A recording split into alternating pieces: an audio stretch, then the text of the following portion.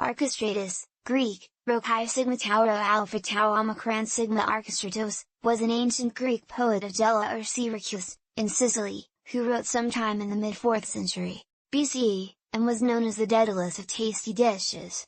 His humorous didactic poem Hedipathia, Life of Luxury, written in hexameters but known only from quotations, advises a gastronomic reader on where to find the best food in the Mediterranean world.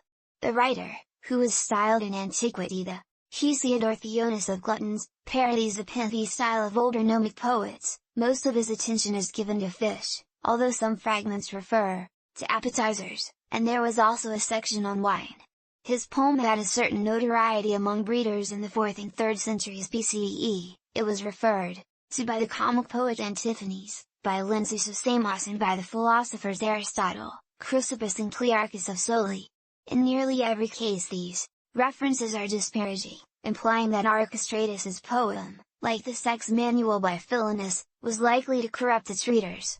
This attitude is exemplified in the Diapnosophistical citations of Chrysippus. This utterly admirable Chrysippus, in On Goodness and Pleasure Book V, talks of books like Philinus's, and the gastronomy of Archestratus, and stimulants to love and sexual intercourse, and then again slave girls practiced in such movements and postures, and specializing in the subject. And further on he says, studying all this and getting the books about it by Philinus and Archestratus and the other writers of such stuff. And in Book 7 he says, one is therefore not to study Philinus, or the gastronomy of Archestratus, with the expectation of improving one's life.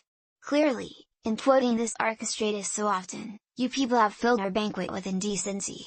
Is there anything calculated to corrupt that this fine poet has failed to say? Athenaeus, Diapnosophisty 335b.